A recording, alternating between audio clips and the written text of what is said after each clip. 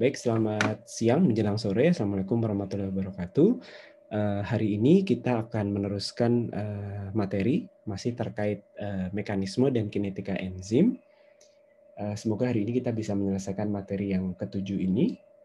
Jadi yang sudah disampaikan kemarin terkait faktor-faktor yang mempengaruhi aktivitas enzim, kan kemarin dan kemudian berpengaruh pada kinetikanya.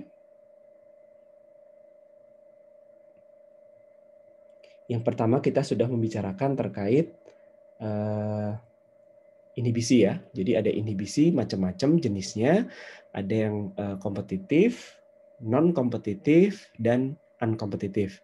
Ini jenis inhibisi yang muncul karena ada zat lain yang kita sebut dengan inhibitor. Nah, kemudian inhibitor ini menyebabkan kerja enzim menjadi tidak maksimal. Makanya disebut menginhibisi, memperlambat atau menurunkan laju reaksi enzimatiknya. Nah, perlu diingat bahwa inhibisi yang sifatnya kompetitif, non-kompetitif maupun unkompetitif ini disebabkan oleh inhibitor, dan sifat inhibisinya adalah yang reversible. Jadi kalau inhibitornya sudah tidak menghambat lagi atau sudah tidak berinteraksi lagi dengan enzim, enzimnya akan kembali lagi ke bentuk awal, kemudian aktivitasnya akan kembali lagi ke bentuk awal. Jadi kembali ke semula. Makanya disebutnya inhibisinya bersifat reversible. Ya. Oke, efek ya. Pak, sepertinya belum full screen deh PPT-nya, Pak. Iya, maksudnya tidak seperti ini. Ya. Ya, memang sengaja tidak di full screen. Kirain Bapaknya lagi nulis-nulis gitu, takutnya nggak kelihatan gitu, Pak. Oke. Ya, Pak. Ini hanya untuk mereview saja kok. Oke, nah jadi selain inhibisi atau terkait inhibisi inhibitor ini yang sifatnya reversible, Anda bisa amati dari mana? Bisa diamati dari perubahan terhadap nilai VM dan KM. Ya, kalau kompetitif apa yang berubah? Kalau non kompetitif apa yang berubah? Dan kalau unkompetitif apa yang berubah? Ini Anda lakukan analisis terhadap perubahan VM dan KM sebelum dan sesudah adanya inhibitor. Ya, jadi Anda harus bandingkan tanpa inhibitor berapa nilai VM dan KM. Lalu dengan inhibitor berapa VM-nya, apakah tetap atau berubah? Kemudian KM-nya apakah tetap atau berubah? KM apakah naik atau turun? VM pasti turun ya. Nah ini Anda bisa tentukan jenis inhibisinya dari situ. Nah selain inhibisi oleh inhibitor, proses inhibisi juga bisa disebabkan oleh substrat. Nah, mekanismenya tentunya sekali lagi ya terkait enzim ini molekulernya seperti apa kita tidak mengetahui. Jadi hanya diasumsikan, kemudian dari asumsi itu dicoba dipaskan dengan mekanisme dan kemudian diturunkan persamaan laju reaksinya dan ternyata cocok termasuk untuk inhibisi substrat. Nah, inhibisi substrat ini akan menghasilkan profil yang seperti di gambar oranye. Ada yang namanya konsentrasi substrat maksimum, di mana Anda perlu kalau memang jenis substrat yang Anda gunakan menyebabkan inhibisi substrat, berarti Anda harus jaga konsentrasi substrat yang ada di dalam reaktor itu membuat laju reaksinya tetap optimum. Caranya bagaimana? Kalau batch ya berarti di fed batch. Diberikan sedikit demi sedikit atau dalam artian ya konsentrasinya harus pada konsentrasi substrat optimum atau maksimum di sini. Kalau continue ya berarti Anda harus bisa memprediksikan berapa konsentrasi substrat yang harus diberikan per satuan waktu. Kalau continue kan Anda mainnya dengan laju alir. Seperti itu. Nah, kemudian ada dua faktor yang juga akan mempengaruhi proses inhibisi, proses reaksi oleh enzim maksudnya ya. Dalam artian kalau faktor ini berubah nilainya, maka laju reaksi enzimatiknya juga akan turun. Faktor ini adalah pH dan temperatur. Kemarin kita sudah bahas terkait mekanisme kalau pengaruh pH seperti apa, nanti kita akan lihat kalau pengaruh temperatur seperti apa. Nah, sebelum masuk ke penjelasan mekanisme, ini ada sedikit video pendek ya untuk menjelaskan secara general bagaimana sih pH maupun temperatur itu bisa mempengaruhi kerja enzim.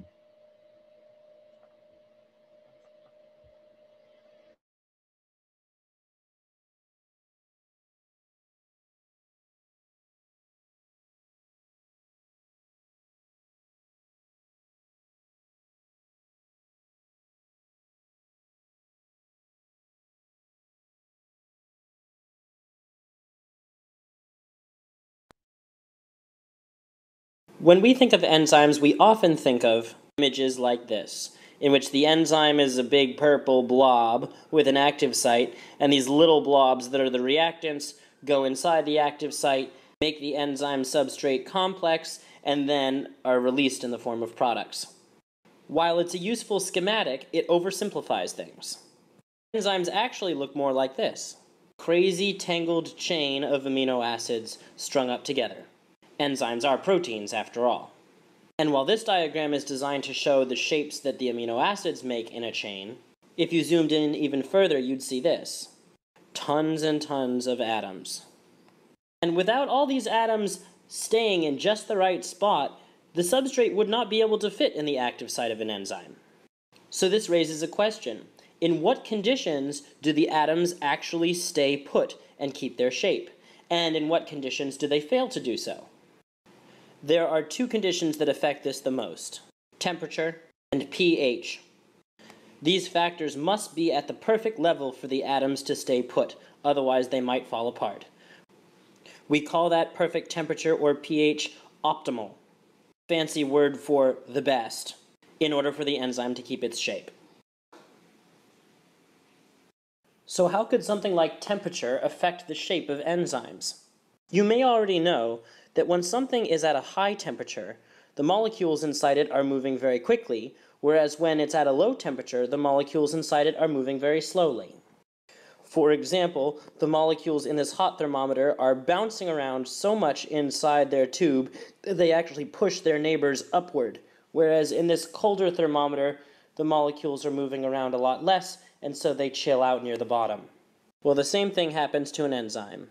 If an enzyme is at a really low temperature, then the individual atoms inside that enzyme are staying put in one spot, and so the overall enzyme keeps its shape, including its active site, and the enzyme is better able to act on the substrate. However, take that same enzyme and put it into a very hot solution, and it's in trouble. The individual atoms start vibrating inside this molecule, so much so that rather than being wound up on itself perfectly like this, it unwinds into its long polypeptide chain. And since it no longer has an active site, it's definitely no longer able to speed up chemical reactions. The fancy word for an enzyme that has fallen apart is denatured. Denatured enzymes lose their shape and then can't speed up chemical reactions anymore. It's worth noting that while high temperatures are always bad for enzymes, if temperatures get really low, enzymes can function, but they do function very slowly. While the enzyme usually keeps its shape, it and the reactants that it acts on are moving very slowly. So if they are, it takes a long time for them to get into the active site, for the enzyme to change shape and induce a change, and for the products to be released. So the enzyme speeds up the chemical reaction a bit, but not as much as it would at a normal temperature. So as shown in this graph of a human enzyme, at very low temperatures, the rate of reaction is low because the molecules are moving slowly. But as it warms up, the enzyme does a good job at speeding up the reaction until it gets to its optimum temperature of 37 degrees Celsius, which is our body temperature. But as the temperature gets beyond that, the enzymes start to denature and fall apart, and so they can't speed up the reaction as much, and so the rate of the reaction goes back down again. Okay, that was temperature. How about pH? The other factor that affects enzymes. For that matter, what is pH? Simply put, pH is the acidity of a substance, or how acidic something is. When a solution is acidic, such as the contents of your stomach, it means that floating around in your stomach are a bunch of hydrogen ions, hydrogen atoms that have lost their electrons and become positive. If you compared that solution to a glass of water, the water contains far fewer hydrogen protons. It's mostly water molecules in here, but there's a lot more H plus in the solution in the stomach, and so that's what makes it acidic. Water, therefore, has an average pH, a pH of 7, while acidic solutions like our stomach have a lower pH, in the case of the stomach, a pH of 2. So how would this affect an enzyme? Like, let's say you're eating a piece of fruit, and the piece of fruit comes down this way, through the esophagus and into your stomach, and that piece of plant has enzymes that the plant was using to run photosynthesis or something. What's going to happen to those enzymes? Bloop. Now it's suddenly surrounded by many positively charged particles that it's not used to. Each of those particles is going to exert a magnetic pull on different atoms inside the enzyme until the enzyme denatures. Of course, then the enzyme will do a terrible job at speeding up chemical reactions, and that piece of plant is going to be dead as a doornail. The moral of the story is abnormal pHs cause enzymes to denature. The same occurs in solutions with high pH, but for the opposite reason. Windex has very few hydrogen protons in it. It's the opposite of an acid. It's actually called a base. Because its pH is well above 7, it's actually got a pH of 11 or more. So if an enzyme gets sprayed with some of this stuff, it's surrounded by way fewer of these positive charges than it's used to. And without that moderate amount of H+, it also denatures. Now, different enzymes have different optimal pHs. For example, this enzyme pepsin, which works in the stomach, actually has an optimal pH that's pretty low, like around a pH of 2, which is where the stomach is at, and then it denatures at any lower or any higher than that. Whereas trypsin is an enzyme that functions in other parts of the body that at a closer to neutral pH of 7, whereas if it got as acidic as pepsin could withstand, it would definitely denature. To conclude, enzymes lose their function when they lose their form or shape. And that happens when either the temperature or the pH is not optimal. At those suboptimal temperatures and pHs, enzymes denature and don't speed up chemical reactions. Whereas at optimal temperatures and pHs, they keep their shape and speed them up.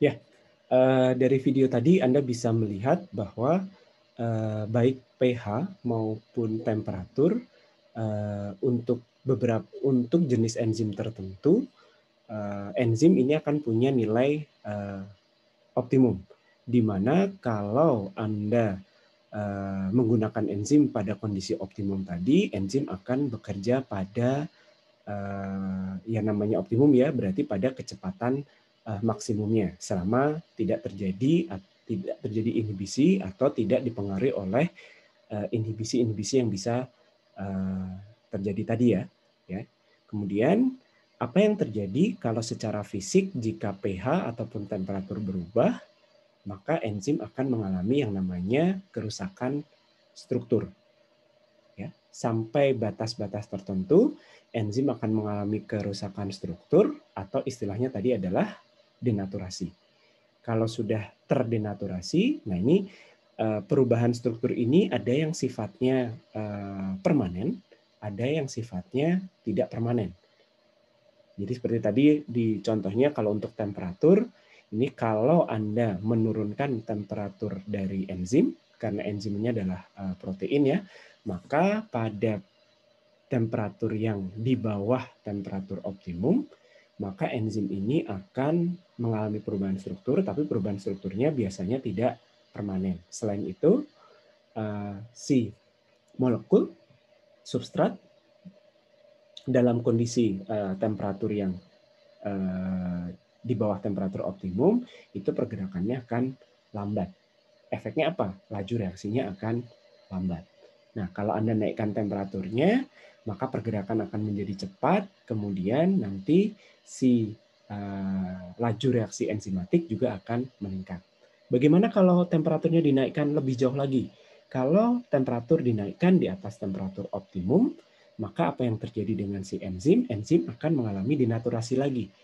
Nah, bedanya adalah ketika temperaturnya naik atau temperaturnya jauh di atas temperatur optimum, denaturasi dari protein atau si enzim ini menjadi permanen.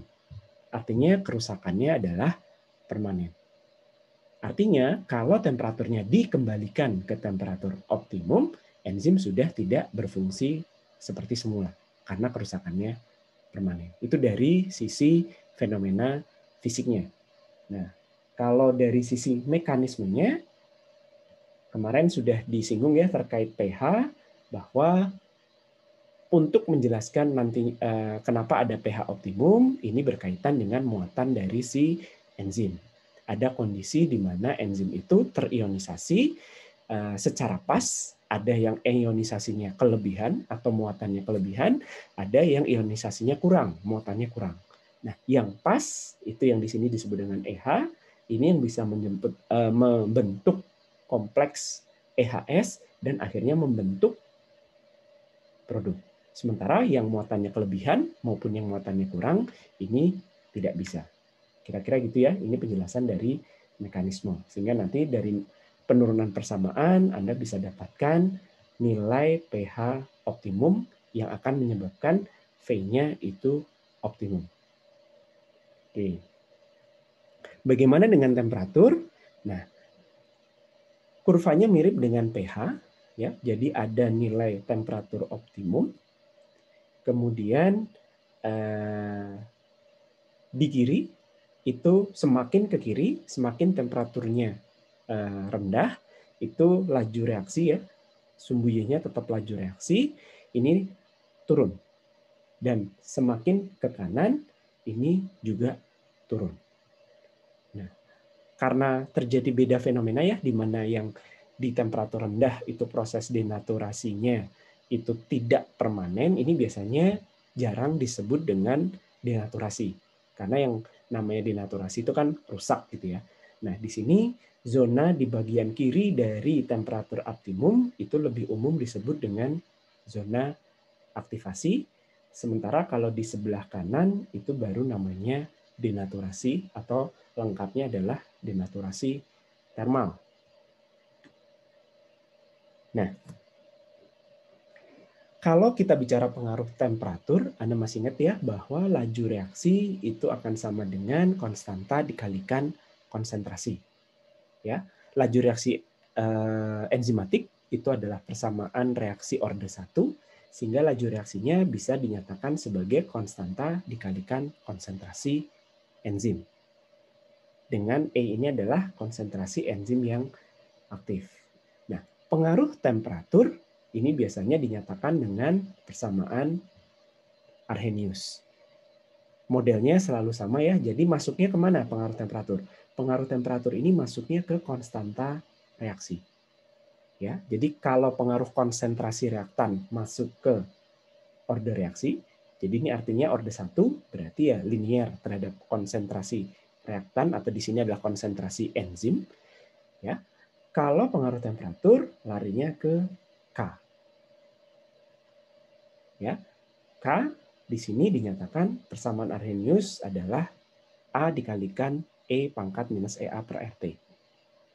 Dengan definisi A itu adalah faktor frekuensi, EA itu adalah energi aktivasi reaksi, kemudian R dan T adalah konstanta tetapan gas dan temperatur.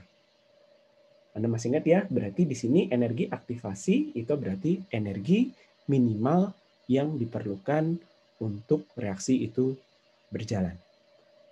Nah, pada zona aktivasi, ya, pada temperatur aktivasi, pengaruh temperatur dinyatakan dalam ini.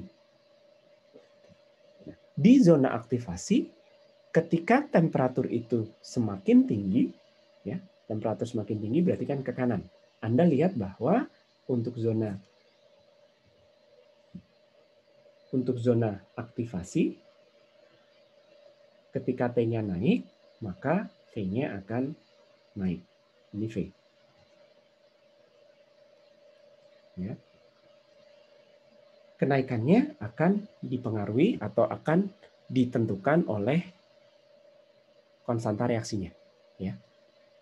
Seberapa besar pengaruh kenaikan temperatur terhadap kenaikan laju, itu nanti akan bergantung pada seberapa besar nilai A-nya dan EA-nya.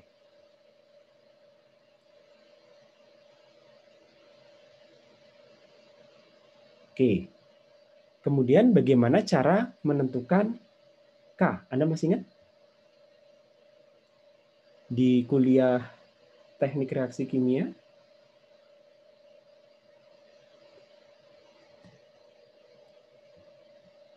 gimana cara menentukan K? Eksperimennya bagaimana?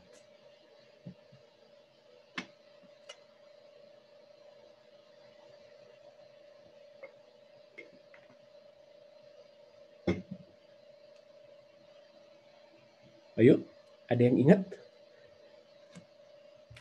Bisa diambil nilai logaritma naturalnya, Pak, terus dibalik biar ketemu nanti relasinya berupa persamaan garis.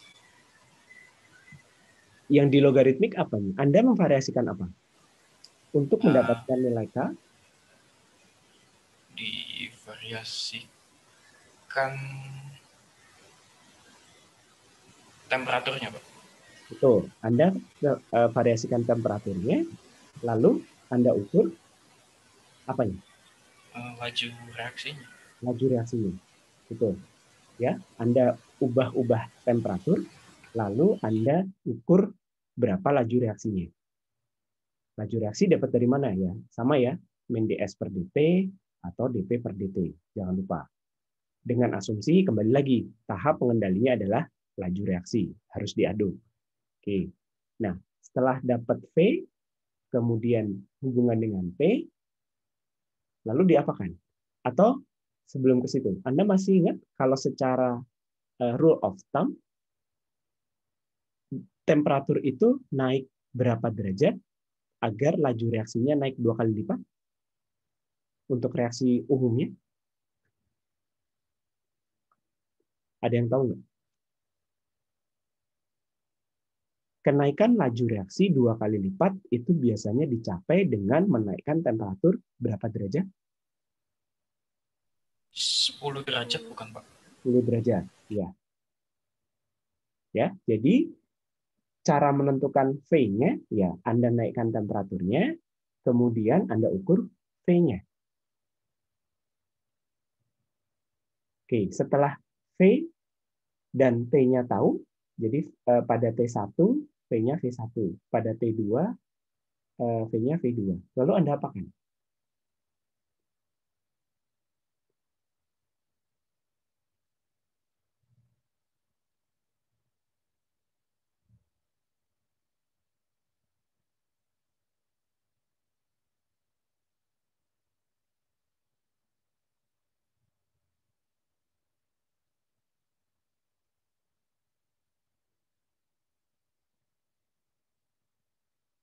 Diapakan?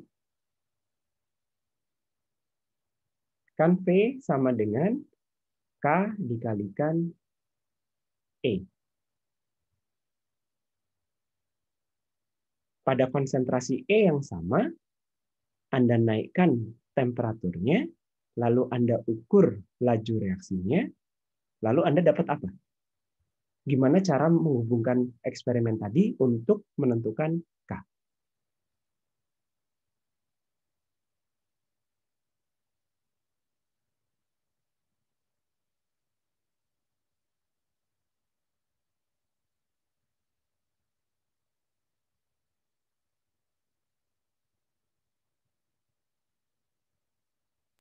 di plot, Pak. V Plotnya terhadap entah T. apa? V terhadap T, Pak. Terhadap Terus? sebuah. Terus nanti dapat gradien, terus persamaan yang Arrhenius ini dimanipulasi biar jadi persamaan linear.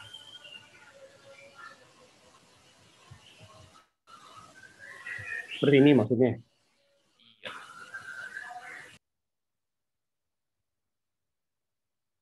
Kalau ini adalah untuk mencari EA. Jadi kalau Anda punya V1 pada T1 dan V2 pada T2, padahal V itu adalah K dikalikan E,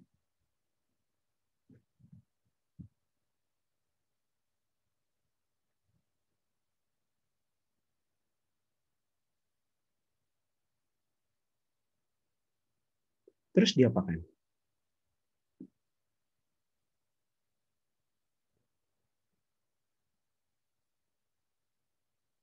Gak ada yang ingat?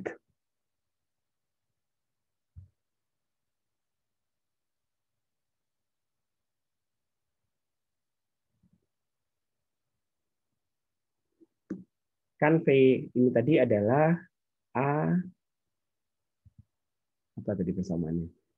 A kali E pangkat minus EA per RT. Ini V. A-nya kan tetap ya. A itu nilainya konstan. EA nilainya konstan. T. T-nya yang Anda variasikan.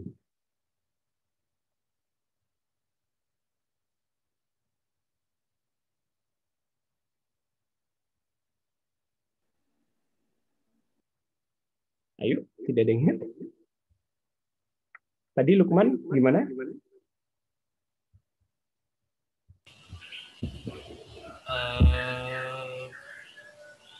Masih lupa, Pak. Jadi Anda lenkan ya.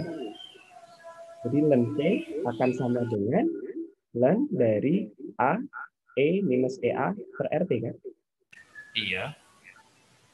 Ya, itu nanti yang Anda lupakan. Nanti A-nya bisa dicoret, EA-nya kan tetap ya. Kemudian Anda hubungkan dapat EA, lalu bisa ngitung A, nanti Anda bisa hitung K-nya.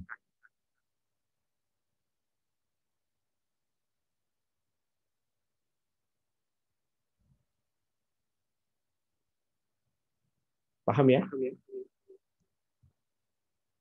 Coba dicek lagi di kuliah kinetikanya. Ya, bagaimana cara menentukan konstanta laju reaksi, kemudian bagaimana cara menentukan energi aktivasi.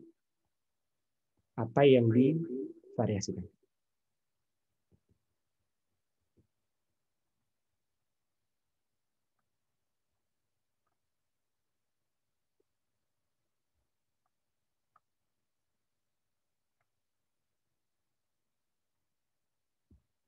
Oke. Ini kok suara saya jadi kedobel ya? Sebentar.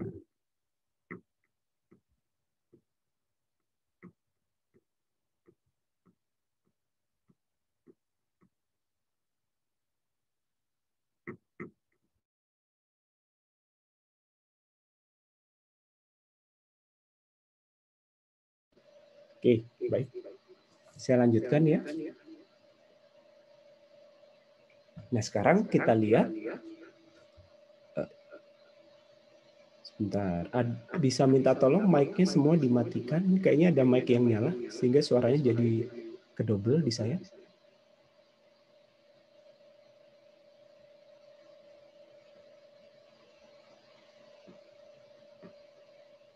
Udah mati semua ya?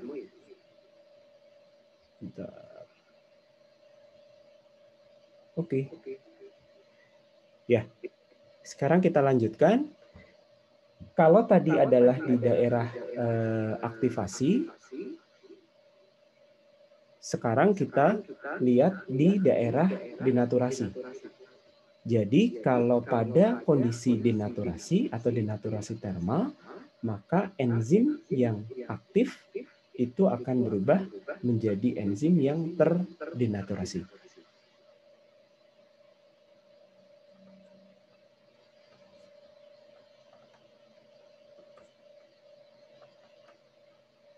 Oke.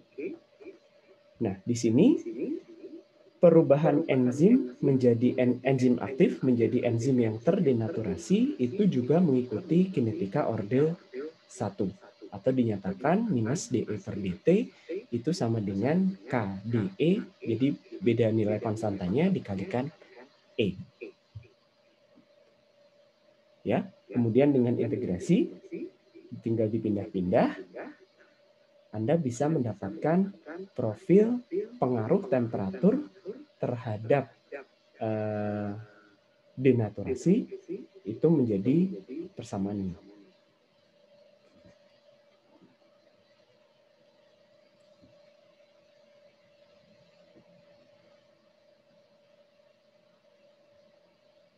Ya. Persamaannya ini kalau dinilai resesi dari jadi ini.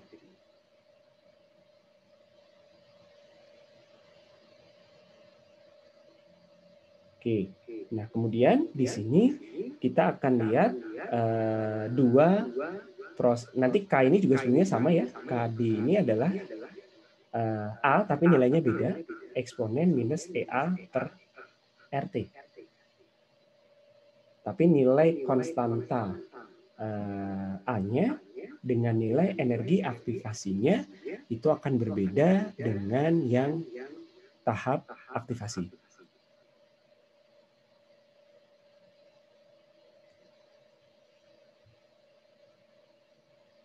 Nah, sekarang proses deaktivasi atau denaturasi enzim ini kita bisa lihat dari dua kondisi. Yang pertama memang enzim ini terdeaktivasi hanya karena pengaruh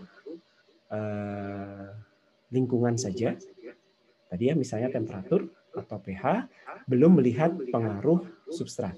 Jadi di sini kita melihat kinetika deaktivasi enzimnya saja, di mana enzim aktif akan berubah menjadi enzim yang tidak aktif.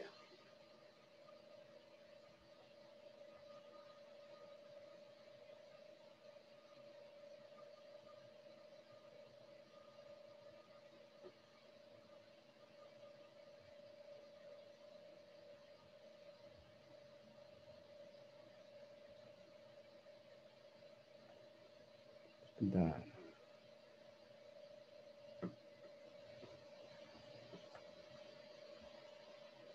Oke. Persamaan yang tadi ya, bahwa perubahan enzim aktif menjadi enzim yang tidak aktif atau enzim yang terdeaktivasi mengikuti persamaan orde 1 seperti ini, kemudian diintegralkan dapat seperti ini, sama yang persamaan denaturasi atau denaturasi termal tadi. Nah, kemudian dari persamaan ini sama seperti konsep waktu paruh ketika Anda belajar zat aktif ya, radioaktif, maka sebetulnya waktu paruh dari enzim itu juga bisa ditentukan kalau Anda tahu berapa nilai konstanta deaktivasinya. Waktu paruh ini berarti artinya adalah waktu yang diperlukan untuk enzim memiliki aktivitas setengah dari aktivitas semula.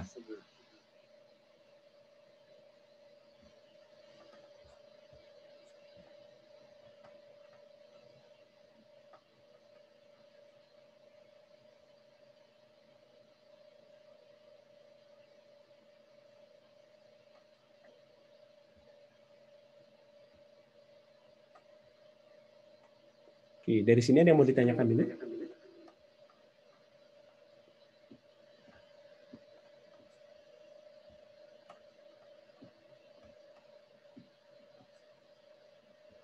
Ya, cara menentukannya bagaimana? Ya, tinggal dihitung bahwa ketika T setengah atau waktu paruh, maka aktivasi energi K keaktifan dari enzim adalah setengah dari keaktifan enzim semula. Atau di sini dinyatakan konsentrasi dari enzim aktif itu adalah setengah dari konsentrasi enzim aktif awal. Nah, sehingga Anda bisa hitung waktu paruh dari enzim. Ini waktu paruh. Oke. Nah, sekarang dengan pemahaman deaktivasi atau denaturasi yang tadi, kita akan lihat bagaimana model enzim kalau ada substrat dan juga mengalami deaktivasi. Ya, kalau enzim tidak mengalami deaktivasi sama sekali, kemudian dia bereaksi dengan substrat, maka mekanismenya adalah seperti ini. Masih ingat ya? E plus S menjadi ES, kemudian jadi E plus P. Jadi E di sini itu menyatakan enzim yang aktif. Enzim yang bisa mengkatalisis substrat. Nah, kalau terjadi deaktivasi, maka enzim aktif tadi sebagian akan berubah menjadi enzim tidak aktif. Oke. Nah, dari mekanisme seperti ini, ada asumsi yang digunakan ya. Yang pertama adalah proses deaktivasi enzim, itu yang ke bawah, reaksi yang ke bawah, itu jauh lebih lambat daripada reaksi yang menghasilkan produk, reaksi yang ke kanan. Ya, pas ya, karena tidak mungkin enzim itu lebih cepat terdeaktivasi dibandingkan enzim bekerja mengkatalisis substrat. Nah, yang kedua diasumsikan adalah yang mengalami deaktivasi itu adalah enzim bebas. Enzim bebas itu mengalami deaktivasi lebih cepat daripada dalam bentuk enzim terikat. Enzim terikat itu apa? Kompleks ES.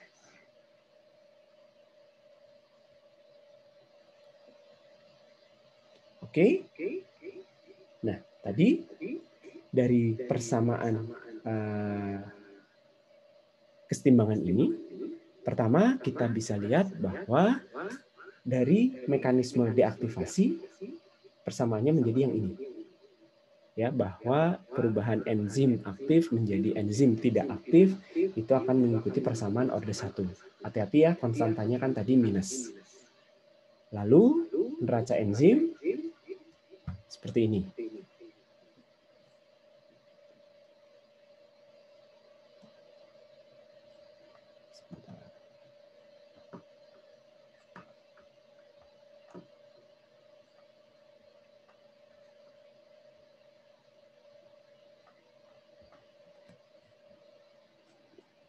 Nah, E0 ini adalah enzim yang aktif, sehingga neraca enzim Anda ubah menjadi seperti ini. Lalu E di sini Anda ganti yang ini, sehingga persamaannya menjadi ini.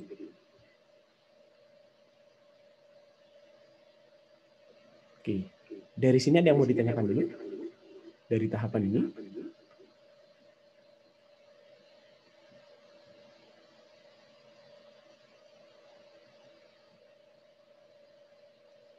Nah, kemudian Anda masih ingat bahwa Km itu adalah E dikalikan S per ES. Nah, kalau ES diubah menjadi sebagai fungsi dari Km, kemudian dari neraca enzim, Anda bisa dapat ini. Ya, dari slide-slide sebelumnya silahkan dicek. Dari ini mengubah dari definisi bahwa ini. Ya. Jadi ES-nya bisa diubah jadi bentuk ini. Nah, sehingga kalau disubstitusikan, Anda akan dapatkan ini. Lalu kalau E0 diganti dengan enzim aktif, Anda dapat ini.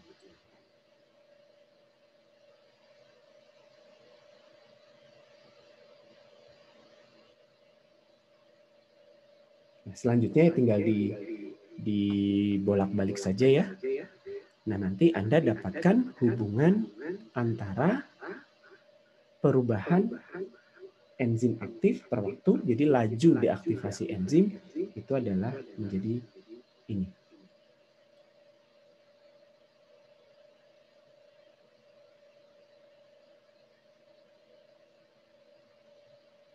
Oke, ini adalah laju deaktivasi enzim dengan memperhatikan adanya konsentrasi substrat.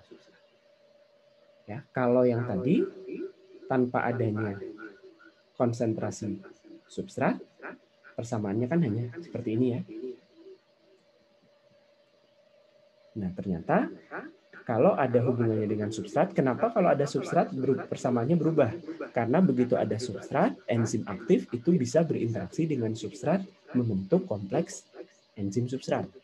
Di mana begitu membentuk kompleks enzim substrat, maka dia tidak akan mengalami deaktivasi. Oke, seperti itu. Nah, dari situ dicoba diturunkan, ternyata hubungan antara laju deaktivasi enzim terhadap substrat, Anda dapatkan yang persamaan di bawah.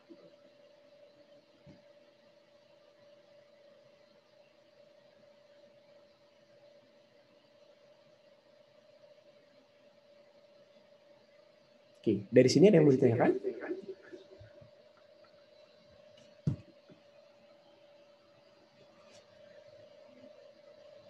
Pak, mau tanya, kalau misal ini kan reaksinya seperti mekanisme yang sederhana.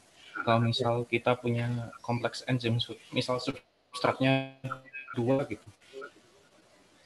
Kalau substratnya 2, ya Anda turunkan KM-nya masing-masing.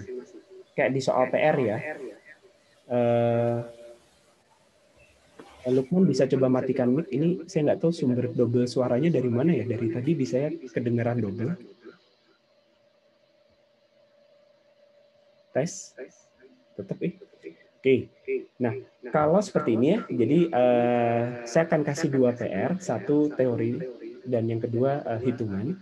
Nanti saya upload di Google Classroom. Nah, kalau punya substrat 2, ya prinsipnya sama.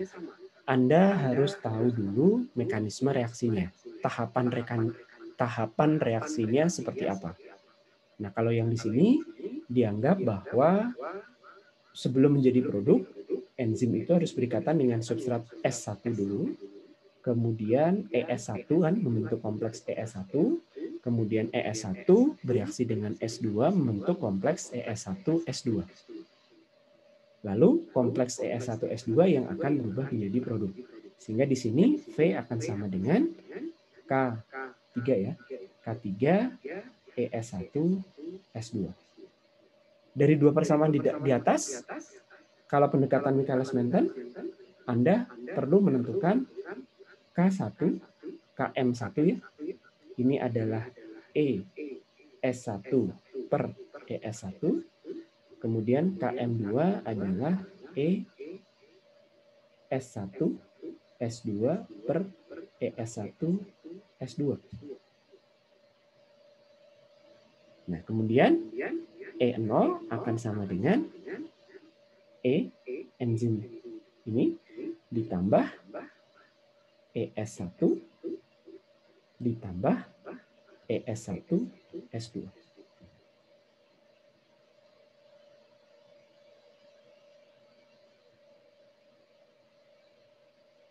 Oke, definisi Vmax menjadi apa? Kalau di sini definisi Vmax menjadi apa?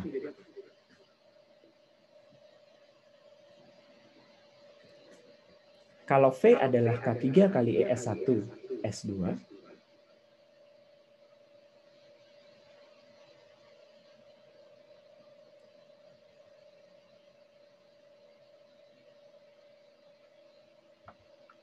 VM-nya apa?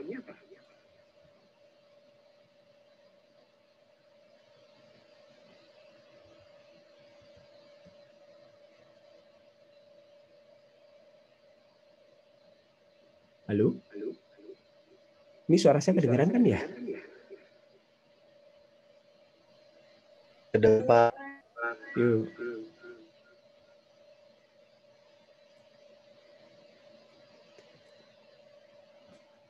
VM-nya akan sama dengan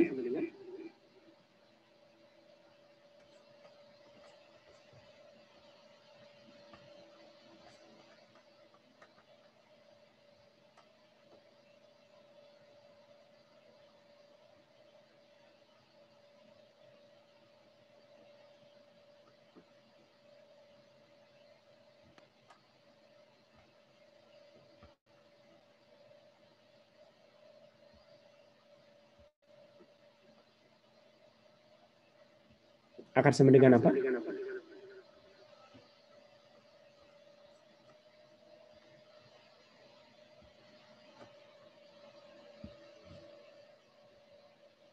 Ayo. K3 dikalikan E0. E0, Pak. Ya. Nah, nanti Anda tinggal cari E0-nya, sorry, itu adalah VM ya.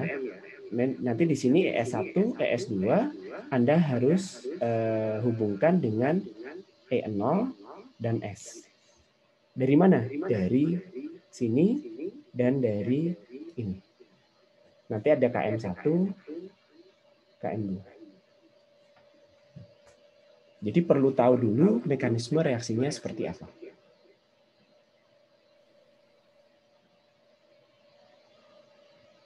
Nah, sekarang kalau konsentrasi S1 jauh lebih besar daripada S2, ya nanti Anda lihat dari persamaan V.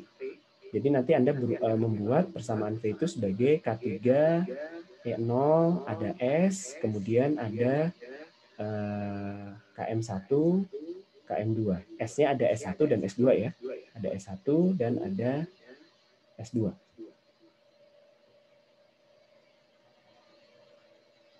Ya, karena di sini kan ada. Nah, nanti kalau S1-nya jauh lebih besar daripada S2, ya Anda lihat saja nanti kalau S1-nya itu ada di penyebut, itu bisa diabaikan. Atau kalau S2-nya itu ada di bagian pembilang, ya berarti bisa diabaikan. Paham ya? Nanti silahkan dikerjakan. Nah, ada PR lagi yang kedua, ini kebaca. Jadi di sini ada data ya, ada data S, seper V, dan I. Itu adalah konsentrasi inhibitor. Ya, ada konsentrasi molar inhibitornya. Nah, untuk menentukan KM, ya berarti Anda tinggal hubungkan seper V dengan seper S. Datanya yang mana? Anda pilih. Tidak semua data di sini harus Anda gunakan. Nanti Anda dapat VM, KM. Nah, untuk ini yang tanpa inhibitor ya, jadi ketika I-nya sama dengan 0. Nanti yang kedua, Anda cari konsentrasi inhibitor. Nanti Anda plot lagi seper VM, seper V terhadap seper S. Nanti dapat VM dan KM yang baru. Ini Anda bandingkan dengan ini. Nanti Anda lihat lagi mana yang berubah. Apakah VM-nya saja, atau KM-nya saja, atau VM dan KM. Ini untuk menjawab jenis inhibisi.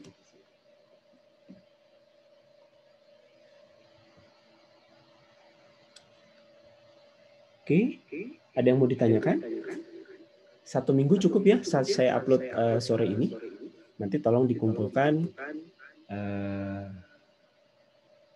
Sekarang hari apa? Rabu. Akhir minggu depan saja.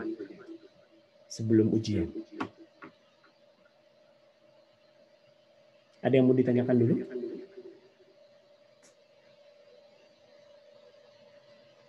Silakan.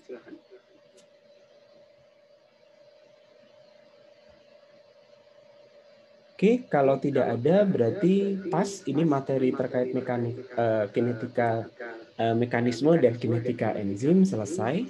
Jadi bahan kalian kan nanti ujian tanggal 19 ya. Oktober sesuai jam sesuai jam kuliah saja. Nah, kemudian sampai jam 5.30 ya. Oke. Minggu depan kan sudah masuk minggu UTS, berarti untuk minggu depan perkuliahan enzim tidak ada. Jadi sebentar, saya lihat kalender.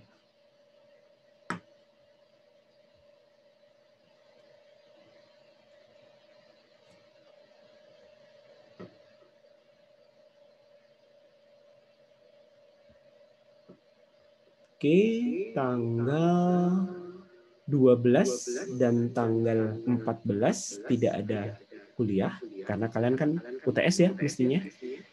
UTS mata kuliah yang lain maksudnya. Kemudian tanggal 19-nya itu kita ujian di jam 2.30 sampai 5.30. Nanti petunjuk teknis ujiannya akan saya sampaikan. Kemudian tanggal 21 itu juga tidak ada kuliah karena masih minggu UTS. Jadi kita ketemu lagi untuk perkuliahan tanggal 26 Oktober. Oke ya, cukup jelas? Pak, mau tanya, Pak. Yuk. Mekanisme UTS-nya gimana ya? Ya, nanti akan saya sampaikan. Yang jelas ujiannya online, classroom. Tapi nanti detailnya seperti apa minggu depan lah saya kasih petunjuk teknisnya. Kalian sudah pernah sampai ini, Pak? Bahannya sampai ini dari depan.